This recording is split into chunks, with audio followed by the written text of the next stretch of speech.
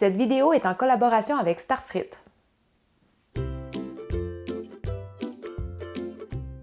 Bonjour et bienvenue à Up dans le Wok. Aujourd'hui, on va faire une recette qui est parfaite pour recevoir vos amis. On fait la fondue thaïlandaise. Vous nous avez vu peut-être faire la fondue chinoise dans le temps des fêtes. Pour nous, cette version-là, c'est une version qui est parfaite pour l'hiver parce qu'elle est vraiment réchauffante. Et la fondue thaïlandaise, on trouve qu'elle a plus une vibe d'été parce que c'est très frais. Ce qu'on va mettre dedans aussi, c'est plus frais. Les petites sauces sont vraiment comme acidulées. Puis moi, je trouve que ça fait vraiment été. Et aussi, c'est une version qui est plus rapide à faire. Il n'y a pas beaucoup d'étapes. Fait que quand on veut pas trop cuisiner l'été parce qu'il fait chaud, c'est vraiment parfait. Donc, on va commencer ça sans plus tarder, mais juste avant, n'oubliez pas de vous abonner à notre chaîne.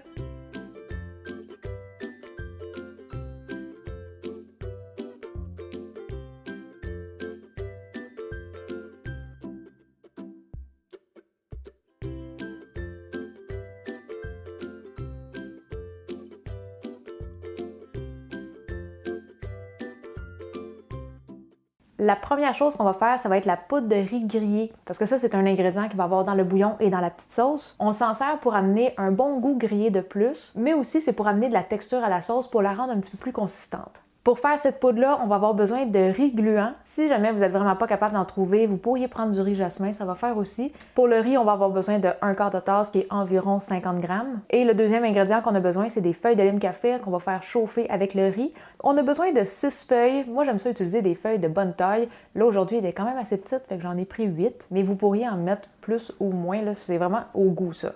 Si jamais vous n'êtes pas capable d'avoir des feuilles de lime café fraîches, vous pourriez aussi prendre des feuilles séchées, ça se vend séché aussi. Dans ce cas-là, moi j'en mettrais juste un petit peu plus, parce que quand c'est séché, ils ont un peu moins de saveur que quand c'est frais. Donc on va mettre le riz et les feuilles dans une poêle, et on ne met pas d'huile dans la poêle. On va chauffer ça à feu moyen élevé, et on va cuire ça jusqu'à temps que les grains de riz soient bien foncés. On veut avoir un beau brun. Mais attention, parce qu'on ne veut pas les noircir, on ne veut pas que ça brûle. Et là, vous allez remarquer que ça fait quand même pas mal de fumée. Je vous conseille très fortement d'être sur le four en dessous de la hotte. Mais inquiétez-vous pas, c'est normal que ça fasse de la fumée comme ça. Une fois que c'est prêt, ça va avoir vraiment une belle coloration. Les feuilles vont être complètement déshydratées. On va pouvoir transférer ça dans un bol le temps que ça refroidisse. Il ne faut pas les laisser dans la poêle parce que ça va continuer de cuire et ça peut brûler. Une fois que le riz a bien refroidi, on va pouvoir le moudre. Moi, aujourd'hui, j'utilise le moulin à épices de Starfrit. On va pouvoir mettre tout le riz et les feuilles aussi parce qu'on va broyer les feuilles avec le riz. Et les feuilles, vu que c'est vraiment léger, c'est un petit peu plus long à broyer, je vous conseille de mettre la petite roulette sur fin parce qu'on peut choisir la grosseur de mouture qu'on veut. Moi, je vais le mettre au plus fin, comme ça va juste moudre plus longtemps. Et après ça, on part la machine.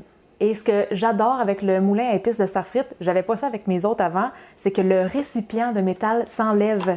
Ça va tellement mieux pour le nettoyer parce que les autres, on peut comme pas le mettre en dessous de l'eau, mais ça, on peut. Et ça, c'est vraiment bien pour la cuisine asiatique de pouvoir bien nettoyer le récipient parce que des fois, on va moudre des épices qui sont très fortes au goût, des piments, que ça peut être très piquant. Donc, si on veut pas comme contaminer toutes les autres choses qu'on va moudre, c'est vraiment super de pouvoir bien le nettoyer. Et comme je vous ai dit au début, la poudre de riz grillé, on va pouvoir la séparer pour le bouillon et pour la sauce. Pour la sauce, je vais m'en mettre 2 cuillères à table de côté. Et pour le bouillon, je vais prendre ce qui va rester. Je vous dirais qu'il reste environ 3 cuillères à table. Si c'est pas exactement 3 cuillères à table qui vous reste, c'est correct aussi. Une fois que c'est fait pour la poudre de riz, on met ça de côté et on peut passer à la marinade des viandes. Si vous prenez du poulet, du bœuf ou du porc, on peut faire une marinade juste pour que ça soit un petit peu plus goûteux. Mais avec la marinade qu'on va faire aussi, ça va garder les jus de la viande. Comme ça va juste être moins sec dans la fondue. Si vous prenez du poisson ou des fruits de mer, ça n'a pas besoin de marinade. Fait qu'aujourd'hui, moi, j'ai une grosse poitrine de poulet, environ 300 grammes, et je l'ai juste coupée en petites tranches. Et j'ai aussi de la viande à fondue, 300 grammes. Ça, c'est les petits paquets qu'on achète à l'épicerie. Et ça vient tout en petites tranches. Pour le mariner, je vais détacher toutes les petites tranches pour les mettre dans un bol. Ça va être plus facile après ça à mélanger. C'est pas absolument nécessaire de faire une marinade. Vous pourriez utiliser juste les viandes comme ça, achetées en paquet directement. Donc, ça va être la même marinade pour les deux. Les deux, j'ai 300 grammes de viande. Et par 300 grammes de viande, j'ai besoin d'un demi-blanc d'œuf. Puis un demi-blanc d'œuf, c'est environ 15 grammes. Ça peut varier, là, 13 à 16 grammes, ça serait correct aussi. Fait que je vais juste utiliser une petite balance et je vais séparer mon blanc. Un demi-blanc d'œuf dans chaque bol. On a aussi une cuillère à table de sauce d'huître. 2 cuillères à thé de fécule de maïs. Et la fécule de maïs avec l'œuf, c'est du velveting qu'on appelle. Ça va vraiment créer comme une couche protectrice et à la cuisson, ça va préserver tous les jus dans la viande. On continue avec une cuillère à thé de sauce soya claire et une cuillère à thé d'huile de canola. Ça, c'est juste pour que la viande soit plus facile à mélanger. Ça va éviter que ça s'assèche aussi. Donc là, on va juste bien brasser ça pour bien répandre la marinade. Et pour la viande, si jamais les tranches sont vraiment trop minces et trop fragiles, vous pouvez y aller avec les mains. Sinon, à la cuillère, ça va être correct. Une fois que le tout est bien mélangé, on va garder ça au frigo. Ça doit mariner pour environ 30 minutes. Et pendant ce temps-là, on va préparer le bouillon. Fait que pour le bouillon, on va mettre 2 litres d'eau dans une grosse casserole.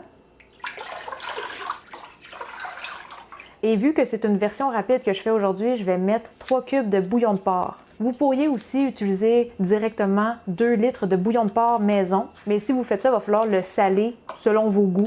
Une autre saveur très importante pour le bouillon, ça va être de la citronnelle. Vous pourriez utiliser des branches de citronnelle fraîches ou congelées, ça ne dérange pas vraiment. On va avoir besoin de 4 branches et avant de les mettre au bouillon, on va venir juste taper dessus avec le revers d'un couteau. Ça va briser la fibre et ça va permettre à la saveur de vraiment mieux se dégager dans le bouillon. Et si vous utilisez des branches de citronnelle fraîche comme que j'ai aujourd'hui, il va y avoir des extrémités plus minces ou ce que c'est plus feuillu. Ça, on va les retirer parce qu'il n'y a pas vraiment de saveur là-dedans. Nous, ce qu'on veut, c'est vraiment la partie qui est plus épaisse. Et on va couper ça en morceaux d'environ 3 pouces. Fait qu'on met ça directement dans le bouillon. On a aussi du galanga. Ça peut s'acheter congelé ou frais, encore une fois. Sincèrement, moi, j'en ai tout le temps du congelé. C'est très rare que j'en achète du frais parce que c'est beaucoup plus cher. C'est vraiment pratique de toujours en avoir dans le congélateur. On va en avoir besoin aujourd'hui de 5 à 6 tranches. Ça, c'est 45-50 grammes environ. Et même si ça ressemble beaucoup à du gingembre, ça n'a vraiment pas le même goût. Vous pourriez mettre du gingembre si vous voulez dans ce bouillon-là, mais ça va fausser beaucoup les saveurs. Pas que ça sera pas bon, mais ça sera pas nécessairement les saveurs vers quoi on veut aller. Kwitam et moi, on dit tout le temps que le galanga, ça goûte comme le Mr. Freeze bleu. C'est un peu bizarre comme comparaison, mais c'est vrai que ça goûte ça. Fait on met ça aussi dans le bouillon. Après ça, on va avoir une dizaine de feuilles de lime kaffir. Vu que les miennes étaient un peu petites, j'en ai mis une douzaine. Et avant de les mettre au bouillon, on va juste venir les froisser. Encore une fois, ça c'est pour briser la fibre et ça va permettre aux saveurs de beaucoup plus se dégager dans le bouillon. Et là, on va rajouter quelques assaisonnements. On a 1 cuillère à table et demie de sauce de poisson. Aujourd'hui, j'utilise la sauce de la marque des Trois Crabes, même si normalement dans la cuisine thaïlandaise, on utilise plus la squid, juste parce que c'est une saveur qu'on va quand même beaucoup goûter et cette marque-là a vraiment des saveurs plus douces. C'est plus délicat. On a aussi 1 cuillère à table de sucre et 1 cuillère à thé de sel. Je vous dirais que le sucre et le sel, vous pouvez attendre à la toute fin pour les mettre. Vous pouvez ajuster ça selon vos goûts. C'est des choses qui s'ajustent. On va mettre ça à feu élevé. On veut amener le bouillon à ébullition. Je vais écraser mes cubes de bouillon pour qu'il se dissout plus vite. Le dernier ingrédient pour le bouillon, ça va être la poudre de riz grillé qu'on avait mis de côté, les environ 3 cuillères à table. Mais ça, on va garder ça pour la toute fin, juste parce que si je le mets tout de suite, ça va devenir comme une grosse pâte qui va tomber dans le fond du bouillon. C'est mieux de le mettre juste au moment de servir, comme ça va faire encore des petits grains flottants dans le bouillon au moment de manger. Une fois que le bouillon va arriver à ébullition, on va réduire à feu moyen, on va couvrir et on va laisser mijoter ça pendant 20 minutes. Pendant que ça mijote, on va pouvoir préparer la sauce. On commence avec 3 cuillères à table de sauce de poisson. Encore une fois, j'utilise la marque des Trois Crabes. On a aussi 3 cuillères à table de jus de lime fraîchement pressé. Vous allez voir que c'est une sauce qui est quand même assez surette parce qu'en plus, on a 2 cuillères à table de concentré de tamarin. Dans la sauce, on a aussi 1 cuillère à table de sucre. Et on utilise aussi de la poudre de piment chili grillé. Moi, je vais en mettre 2 cuillères à thé parce que j'aime ça quand c'est un petit peu piquant, mais vous pourriez en mettre moins, en mettre plus. Ça, c'est à votre goût. Et la poudre de piment chili grillé. Je suis pas certaine qu'on peut en acheter déjà toute prête à l'épicerie. Moi, je la fais toujours maison et c'est vraiment pas compliqué. On a juste besoin de piment chili séché. Ça s'achète en gros sac, mais faites attention parce que des fois, il y en a des versions qui sont extra piquantes. Moi, j'utilise juste les réguliers. Si vous voulez réduire un petit peu le piquant, vous pouvez les couper en deux, retirer les graines, mais moi, je vais juste les utiliser entiers. On va en mettre une bonne quantité dans un poêlon à sec, on met pas d'huile. Et à feu moyen élevé, on va venir les griller. Au fur et à mesure que ça chauffe, vous allez commencer à sentir une bonne odeur et c'est là qu'on sait que ça commence à griller. Et quand vous allez retourner les piments et voir des morceaux un peu noircis, ça c'est bon signe, c'est que c'est en train de griller. On ne veut pas les rendre noirs complètement, il faut juste qu'il y ait des petits bouts noirs par-ci par-là. Et une fois qu'on obtient cette couleur-là, on va les retirer dans un bol, on va attendre que ça refroidisse avant des moudre. Et ça, on va les moudre très finement pour en faire une poudre.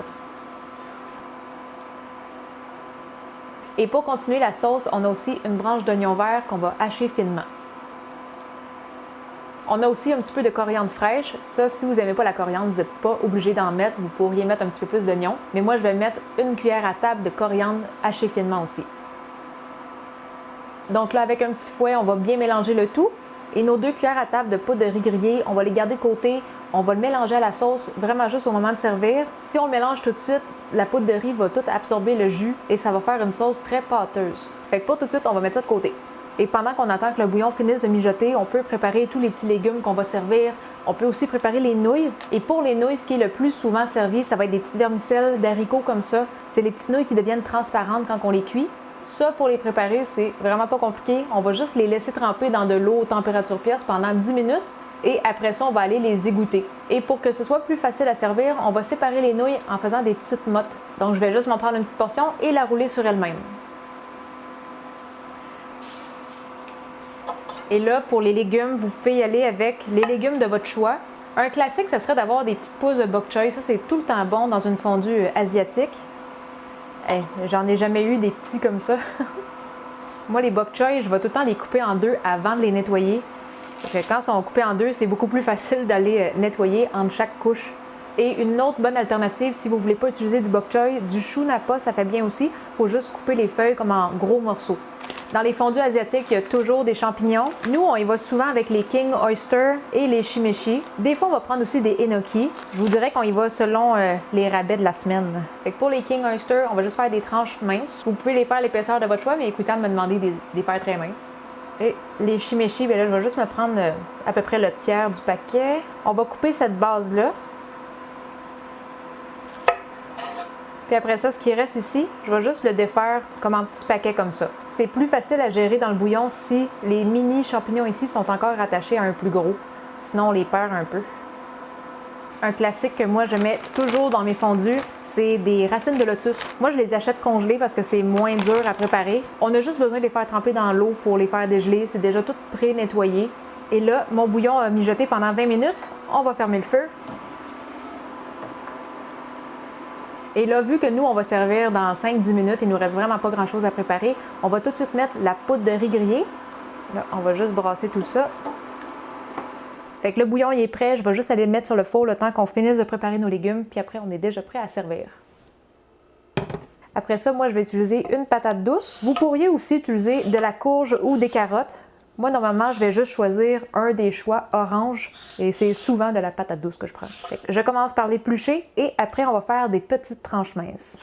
Vous pourriez faire des tranches un petit peu plus épaisses, mais ça va être plus long à cuire dans le bouillon. Fait qu'encore une fois, ça, c'est à votre choix. Donc là, on va pouvoir commencer à assembler le tout. Donc moi, je vais juste transférer mon bouillon dans la marmite à fondue de Starfrit. On peut transférer le bouillon et aussi tous les aromates qu'il y a dedans. Fait que la citronnelle, le galanga, les feuilles de lime kaffir, on met tout. Et ça, c'est pas nécessaire, mais moi, j'aime bien rajouter des feuilles de lime kaffir d'extra. C'est juste pour le look. Ça va pas ajouter beaucoup de saveur, mais c'est le fun de voir des petites feuilles vraiment vertes flotter. Donc là, on va pouvoir allumer le feu. Je le mets pas trop élevé, comme à 275 degrés Fahrenheit. Et là, vu qu'on va être prêt à manger, je vais finaliser ma sauce. Il me restait les 2 cuillères à table de poudre de riz grillé à mettre dedans. On va bien mélanger. Et cette sauce-là, c'est pour à peu près 4 portions. Ça pourrait faire jusqu'à 6, mais 4 si vous aimez beaucoup saucer vos trucs. Et là, pour mes viandes qui ont fini de mariner, j'ai juste mis ça dans des assiettes. Si jamais vous voulez mettre des crevettes, vous pouvez. Ça n'avait pas besoin de marinade. Il faut juste les faire dégeler et enlever la carapace. On a les nouilles. Et un autre élément hyper important pour que ça soit vraiment une bonne fondue thaïlandaise, ça va être du basilic thaï. Le basilic thaï, on va carrément le mettre dans le bouillon et on va manger les feuilles avec d'autres choses qu'on va faire cuire. Puis je vous le dis, ça va tellement rendre ça frais. Selon moi, c'est ça qui fait la grosse différence entre les autres fondues, c'est vraiment ce profil de saveur-là. Et avec la marmite à fondue de Starfrit, ce qui est le fun, c'est qu'il y a une séparation au milieu. C'est sûr que là, on a le même bouillon des deux côtés, mais si jamais vous avez quelqu'un qui veut pas mélanger son bouillon avec des fruits de mer, par exemple, vous pouvez comme réserver un côté pour une personne. Ou encore, si vous voulez avoir un bouillon piquant, vous pourriez rajouter d'un côté des piments ou du sambal olek ou n'importe quoi de piquant. Puis ça va quand même garder un côté pas piquant pour les personnes qui peuvent pas tolérer ça. Fait que là, ça bouille, on va pouvoir commencer à mettre des choses dedans. On va se mettre quelques bok choy. Ça, vous n'êtes pas obligé de tout mettre d'un coup, là. Vous pouvez manger tranquillement. Puis je vais mettre des feuilles de basilic. Ouais, quand on met beaucoup de choses comme ça, je vous suggère de monter la température un petit peu parce que ça fait beaucoup de choses qui refroidissent le bouillon. Je vais me faire un petit morceau de viande. On va en mettre un autre le temps que le premier refroidisse. La sauce, ça va peut-être vous surprendre un petit peu au début parce que c'est quand même assez surette. Je vous conseille de juste tremper la pointe de vos aliments, le temps de vous habituer. Quitam, il avait quand même fait le saut au début, mais il s'est habitué assez rapidement. Moi, je trempe beaucoup.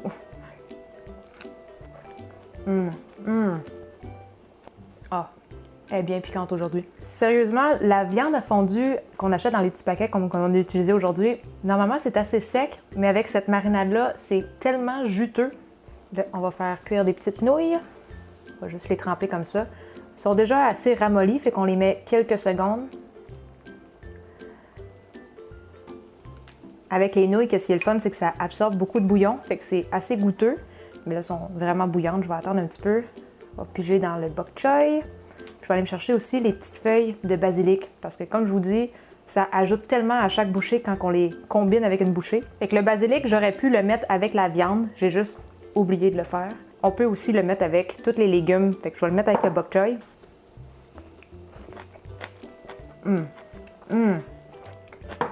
Sérieusement, là, essayez d'avoir du basilic thaï. Je trouve que c'est ça qui fait toute la différence. Là, on va juste réduire le feu un peu parce que ça bouille. On va commencer avec les nouilles.